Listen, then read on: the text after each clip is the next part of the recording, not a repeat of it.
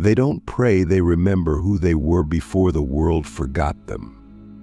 There are secrets buried beneath every sacred book, every temple wall, every whispered prayer. And not all of those secrets belong to the light. Some belong to an ancient current one that existed long before religion ever had a name. And in every generation, a few rare souls carry that current within them. Not priests, not prophets, but something else, something older, something feared. These are the dark chosen ones. They are not evil. They are not demonic, but they are untouchable by dogma. Not because they reject religion, but because their power was never defined by it. Their initiation comes through silence, exile, pain, and raw remembrance. And the world doesn't recognize them until it's too late, until they've already shifted the field. You feel them before you see them. They don't quote scripture. They don't wear spiritual uniforms. But when they speak, something ancient in you stirs. You don't know why. You just know. And that's the first mark of the dark chosen ones. They awaken memory in others, not facts, not beliefs, but deep soul memory. They carry an energetic fingerprint that reminds you of what was buried inside you before you let yourself be named by the world. They don't convert. They don't preach. They activate. And that is their power. But to understand them, we have to go to the edge, past tradition, past theology, past the light, into the place where the divine hides its most untamed frequencies, into the place where these 5 beings exist. The first dark chosen one is not a person, it's a vibration. And some of us were born directly from it. I'm talking about the archetypes of chaos. These are souls who incarnate into destruction not to suffer, but to recode reality.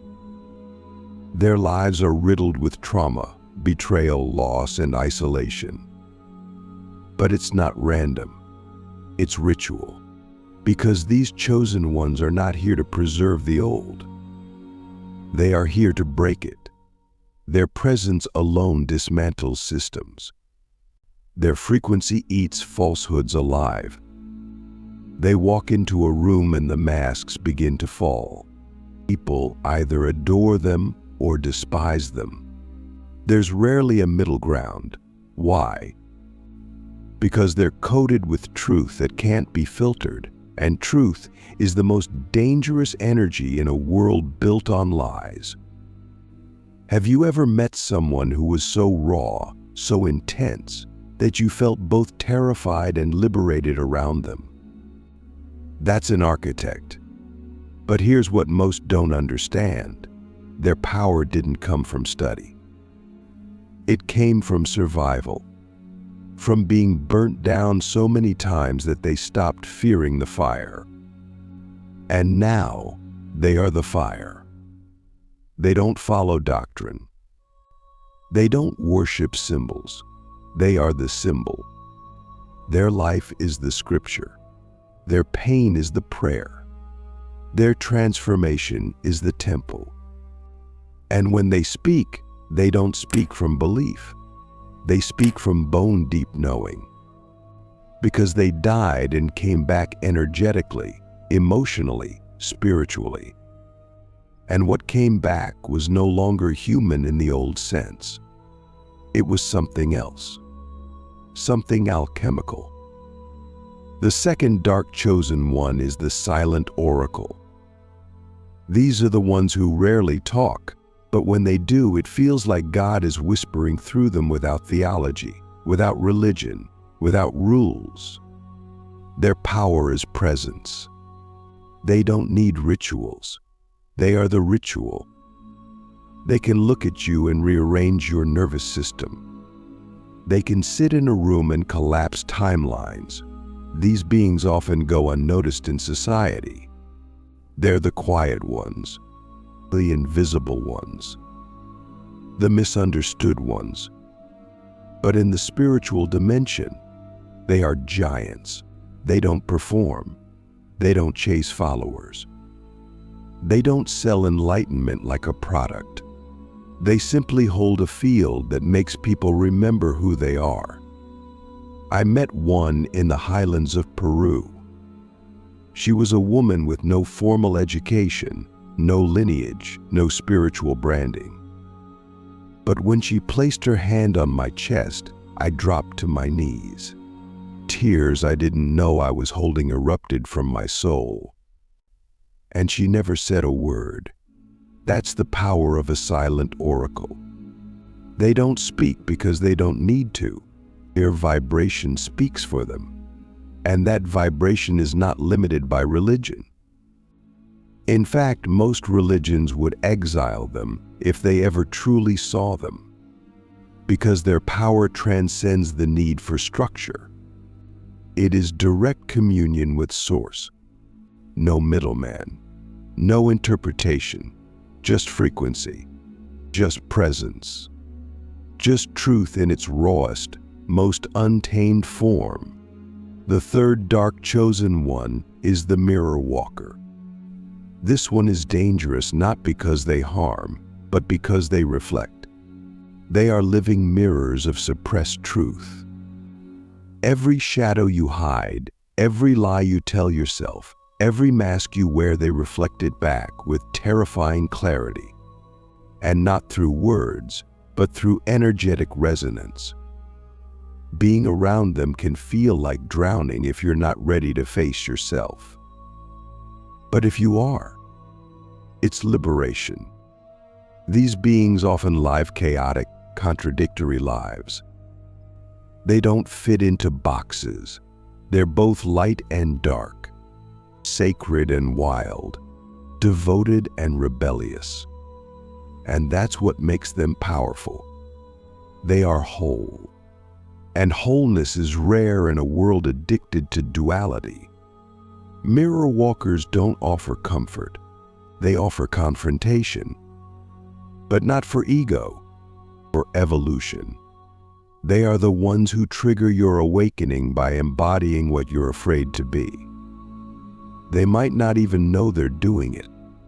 Their life itself becomes a sacred interruption. And when you're around them, you feel exposed.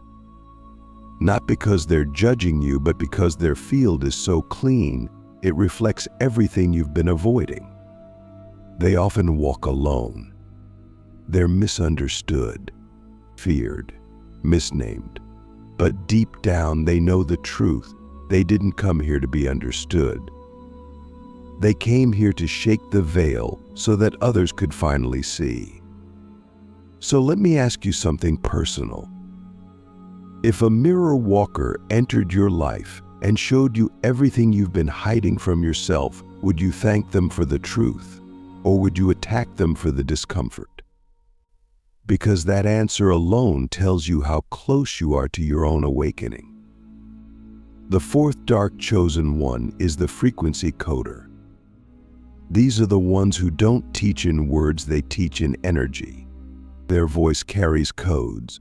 Their art transmits downloads. Their silence rewrites neural pathways. They might be musicians, dancers, poets, or even just people who move through the world with such alignment that their very existence becomes a transmission. You can't explain their power logically, because it's not logic, it's vibration. They are often dismissed by traditional paths because they don't fit the mold of what spiritual looks like. But if you listen closely, not with your ears, but with your soul, you'll realize these beings are reprogramming reality from the quantum level. They don't preach. They don't convert. They emit. And what they emit shifts people. You'll see someone walk into their presence an atheist and walk out talking about love, energy, and spirit. Not because they were convinced, but because something was activated. These chosen ones bypass the intellect entirely. They go straight to the body, the cells, the soul. And that's why their power is feared, because you can't argue with it, you can't debate it, you can only feel it. The fifth and final dark chosen one is the time jumper. These are the ones who live outside of linear time. They speak in paradoxes. They remember things that never happened. They see futures that haven't arrived. They speak truths that don't make sense until years later, when the world finally catches up. These beings are bridges between dimensions. They often seem insane to the unawakened, but they're not insane, they're ahead. And their power doesn't come from study or scholarship. It comes from contact. Contact with realms that religion can't name, that science can't measure, and that society can't control. They are prophets, but not the kind that build churches, in the kind that burn illusions. They are wild, untamed, often disruptive, but their disruption is sacred because they are not here to fit in. They are here to collapse outdated timelines and birth new ones, and they do it not through effort, but through being, simply existing as they are unapologetically, authentically, cosmically. They shift reality. So if you feel like you don't belong in any religion, in any tradition, in any structure, maybe it's because you're not meant to follow. Maybe it's because you're meant to remind, to be one of the ones who exists outside the frame, because you are the frame. One of the ones who doesn't pray to an external God, because you are the walking memory of the divine.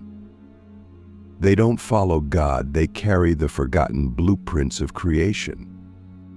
Let's go deeper. Because what we're talking about now, it's not just about 5 individuals. It's about an ancient archetype that lives in some of us quietly, fiercely, outside the grid. These dark chosen ones don't follow God the way religion teaches.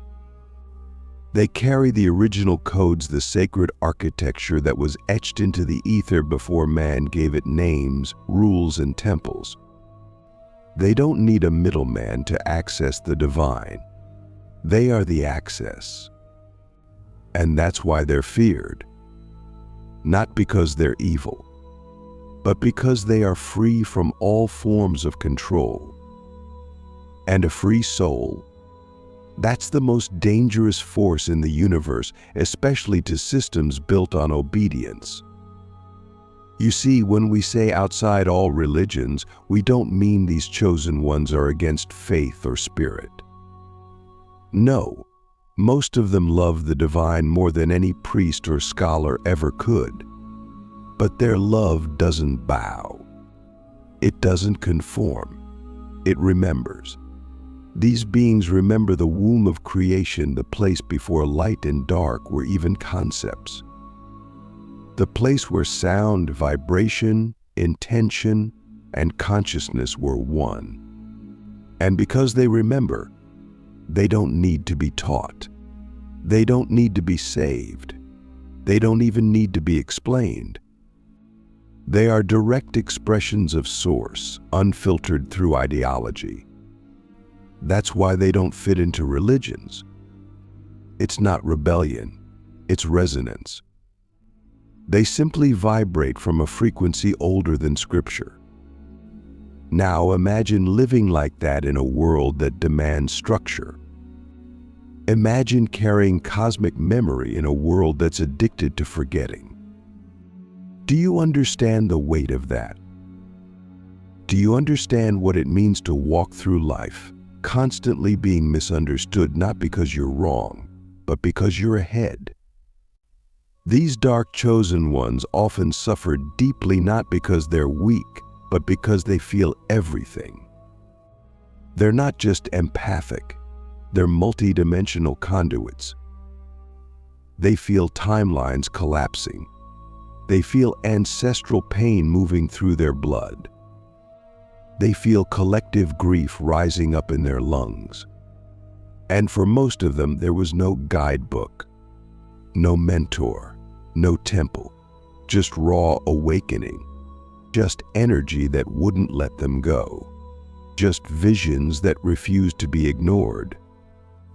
Let me ask you something personal. Have you ever known things you couldn't explain? Felt things before they happened? Seen patterns others were blind to? Have you ever looked at religion not with hate but with a quiet knowing that there's more? Not because you rejected it, but because your soul whispered, "We've been here before, and we outgrew this long ago." If so, you might be one of them. One of the forgotten ones. One of the ones who didn't come here to worship the divine, but to mirror it, to be it. To remind a lost world that God doesn't live in a book or a building. God lives in you, in your rage, your grief, your silence, your sensuality, your shadow, your power. And this is where it gets even more sacred. The dark chosen ones don't just carry the old codes. They carry the forbidden ones, the ones that were stripped from ancient texts, the ones that were erased from temples, the ones that were feared by empires because they were too liberating. These codes teach that creation is not something we observe, it's something we participate in. That duality is not a punishment, it's a tool. That suffering isn't always bad, it's sometimes initiation.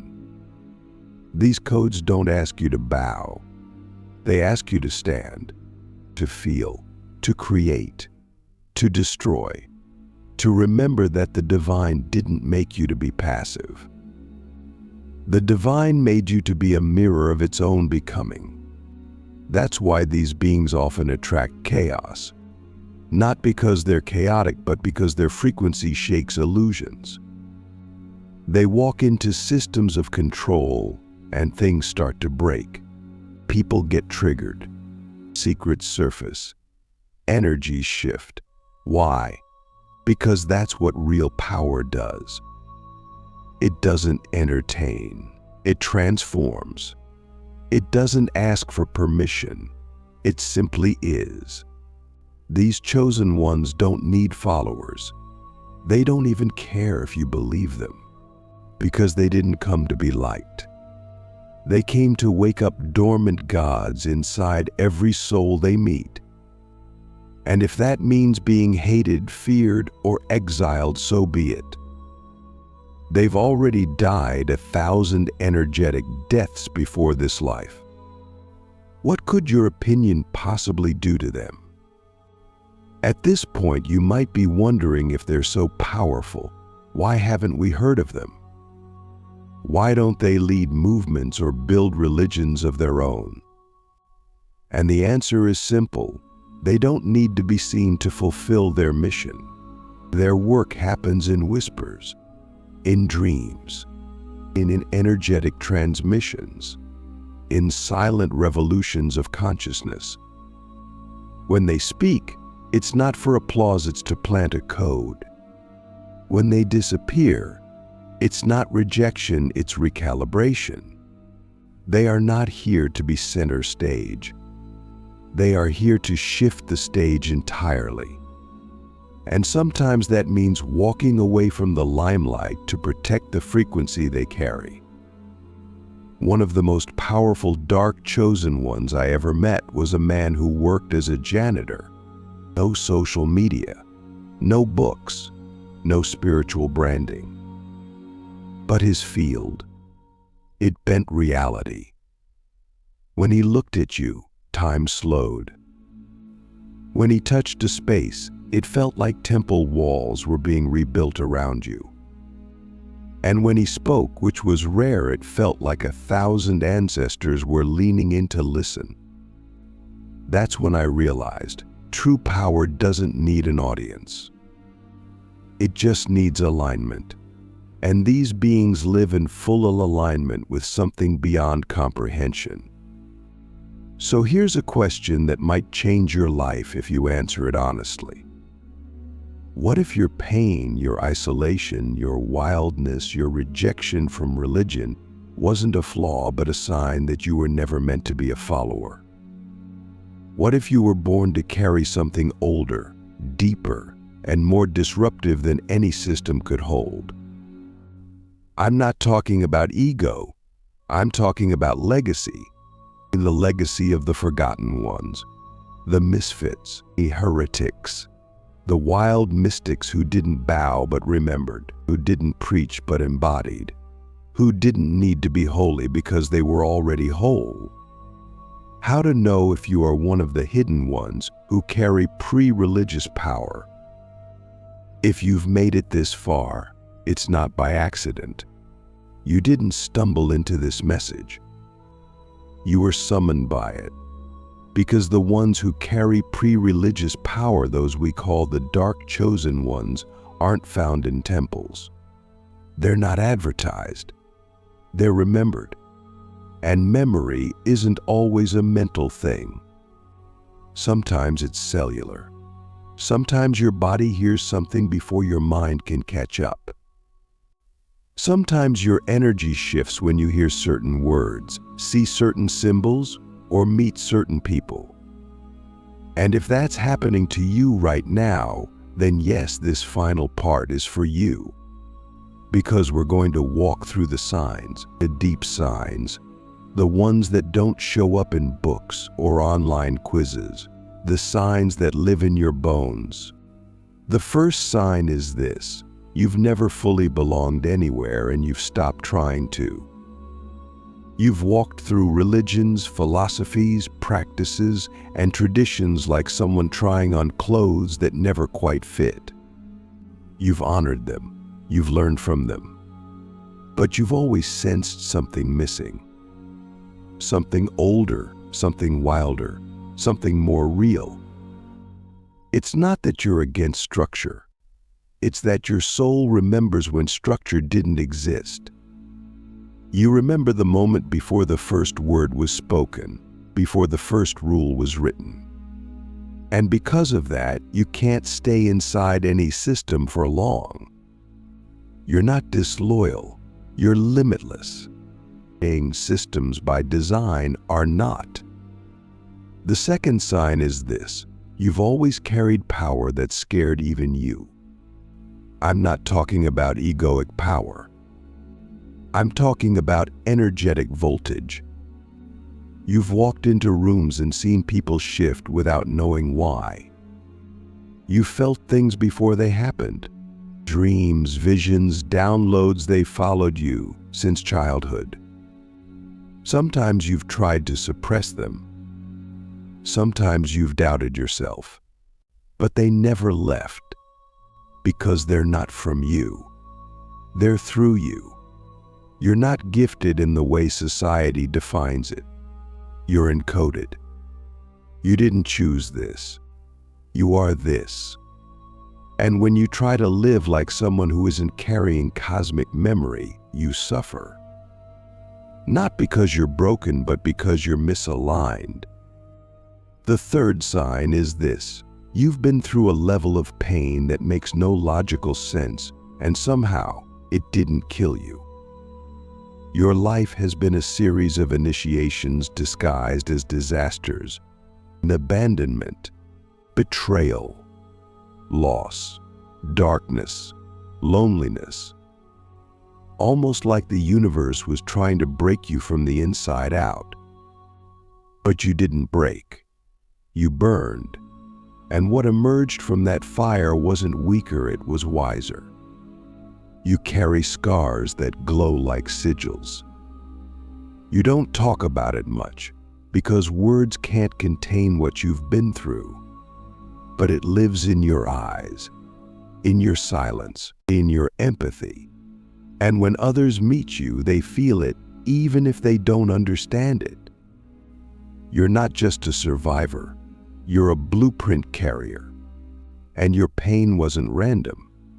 It was ritual. The fourth sign is this: you don't fear the dark, you recognize it.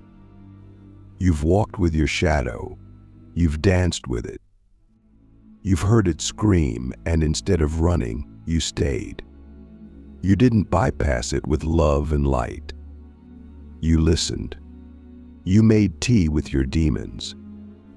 You didn't try to cast them out. You asked them what they needed. And in return, they gave you keys to dimensions most people never touch. That's why you don't judge others in their darkness. You see through it. You understand that darkness isn't evil, it's unintegrated energy. And you've made it your mission consciously or not to help others integrate what they've been taught to fear. The fifth sign is this: your life doesn't make sense to anyone except other hidden ones. You've always been too much for some and not enough for others. Too emotional, too intense, too sensitive, too rebellious, too quiet, too loud, too honest, too mysterious. But when you finally meet another dark chosen one, there's no explanation needed. You just know. The connection is instant. The recognition is electric. It's like the universe blinked, and suddenly you're not alone. Because you're not. There are others like you, scattered across the world, often in hiding, often in pain, but activated. And when two or more of you come together, the frequency shifts, reality bends, codes unlock, and the old ways tremble. Let me ask you something that may shift your entire trajectory. What if your weirdness is your wisdom? What if your suffering was your ceremony?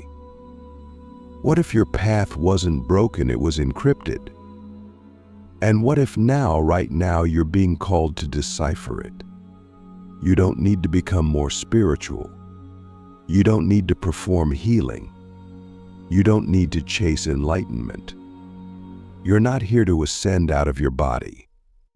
You're here to descend into your power, the ancient power, the wild power, the untamed power that belongs to no religion, no dogma, no system, the power of the pre-religious soul, the one that remembers before the war between light and dark even began.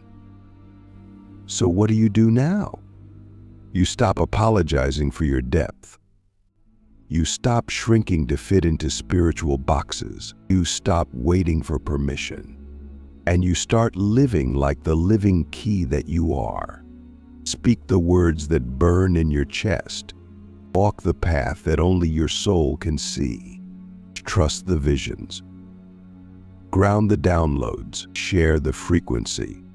And above all, remember who you are when no one is watching. Because that's the true test. Not how spiritual you look when the world is listening, but how sacred you are in the quiet, in the chaos, in the shadow, in the silence. That's where the dark chosen ones are forged, and that's where they rise. You are not forgotten. You are not broken. You are not lost. You are activated. You are encoded. You are exactly on time, and the world is not ready for you, but it will be.